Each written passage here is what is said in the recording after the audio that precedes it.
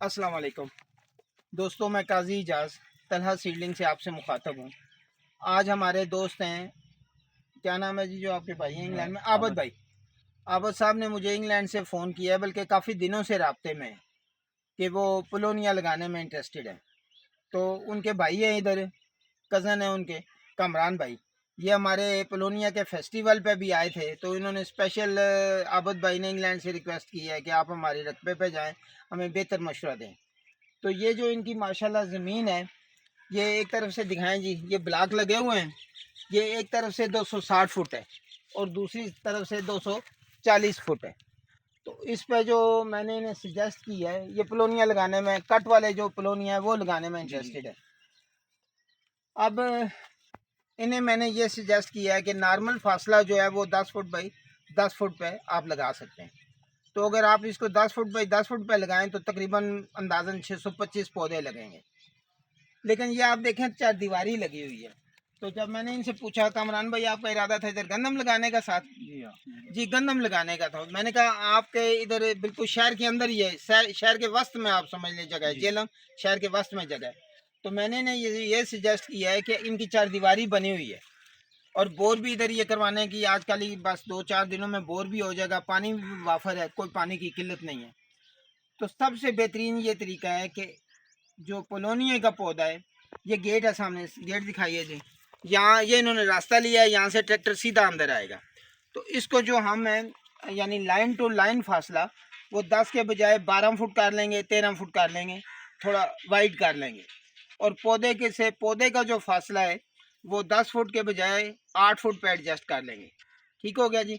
इस तरीके से ट्रैक्टर सीधा आए और आगे तक घूमे। आगे से जो है वो हम फिर थोड़ा सा ना, एक जो लाइन है आखिर वाली लाइन, उसको थोड़ा सा फिर इतनी स्पेस देंगे 12 फुट 14 फुट, ताकि ट्रैक्टर फिर आसानी से घूम सके। तो इन्हें ये सजेस्ट किया है कि आप पुलोनिया के अंदर मकई लगाएं, क्योंकि मकई की बहुत डिमांड है, लोगों ने जानवर रखे हुए हैं, अपने ज़ाती भी, डेयरियाँ भी बेशुमार हैं। और दूर दराज नहरी इलाकों से ट्रक पे जब आती है मकई तो अच्छी खासा उसका रेट होता है, अच्छी खासी महंगी होती है। तो इन्होंने इस तजवीज़ से इत्तफाक़ किया है। तो इंशाल्लाह ये हफ्ते के अंदर अंदर पौधे लगने शुरू हो जाएंगे। इन्होंने कट वाले पौधे हमसे डिमांड किए हैं, तो इंशाल्लाह जब पौधे लगाएंगे, मकई काश्त होगी, तो आपको इंशाल्लाह फिर अपडेट करेंगे। यानी इनके कज़न है इंग्लैंड में, आबद भाई, उन्होंने रिक्वेस्ट की है कि ये मेरा दूसरा रकबा है, आप इसको देखें। तो यहाँ हमारे माशाल्लाह मदरसा भी बना हुआ है, ये दिखाइए जी, जामिया मस्जिद अनवार मदीना। तो कारी साहब उसके मोहतमिम हैं। तो हमारी खुशकिस्मती है कि कारी साहब को 17 साल हो गए हैं। तो ये यहाँ के पानी के सिस्टम, एनवायरनमेंट से, लोगों से बड़े अच्छे तरीके वाकफ़ हैं। तो इनसे भी हमें बड़ी अच्छी मालूमात मिली हैं। आबद साहब ने हमें ये कहा जी, ये ज़रा इलाका दिखाइए। यहाँ सारी ज़मीन जो है ना जी, ये ऊपर नीचे, ये तकरीबन जी 92 कनाल यहाँ पे ज़मीन है।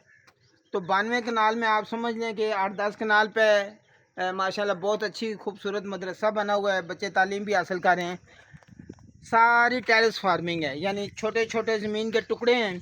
तो अभी ये तकरीबन तकरीबन गैर आबाद हैं। यहाँ गंदम वगैरह सारी काश्त होती है, उसके अलावा कम ही कोई चीज़ काश्त होती है। इसमें तकरीबन 200-250 पौधा कीकर का लगा हुआ है।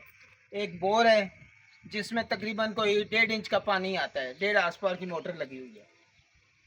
तो इसमें जो आबद भाई हैं हमारे इंग्लैंड में, उनकी ख्वाहिश है कि इस पर पॉपुलर लगाया जाए। तो अब इसके लिए सारी प्लानिंग करनी थी। अब इब्तदाई तौर पे मेरा तज्जिया यही है कि पानी मौजूद है। मौजूद का मतलब ये है कि ज़ेर ज़मीन पानी तकरीबन 2 से 250 फुट पे है और वो पानी की कम है। लेकिन अगर आप ये प्लीज़ दिखाइए जी, ये ज़मीन ऊंची है, ये पीछे पहाड़ हैं। पहाड़ों का मतलब ये है कि ये सारा जो है ना कैचमेंट एरिया कहलाएगा। कैचमेंट एरिया हम उस एरिया को कहते हैं जहाँ से पानी सारा आएगा। और आप ये देखें, ये पानी बिल्कुल यहाँ, ये नीची जगह है, निशेबी जगह है। यहाँ आके ये नीचे पानी बिल्कुल, ये बिल्कुल निशेबी जगह है, ये इस ज़मीन के अंदर है। तो इस निशेबी जगह में पानी का प्लानिंग ये कर रहे हैं कि एक बहुत बड़ा रिजर्वायर बनाया जाए, तालाब बनाया जाए, जहाँ पे पानी को हम सावन में और सर्दियों में भी बेशुमार बारिशें होती हैं, उस पानी को स्टोर कर लें। और उस स्टोरेज वाले पानी से हम सोलर लगा के, तो यहाँ पे ड्रिप इरीगेशन लगा के, तो जो पौधे हैं उन्हें सैराब कर सकें। इस ज़मीन के जो साख्त है, वो सैंडी लोम है, यानी ये पानी जज़ब करने की बहुत कम सलाहियत रखती है।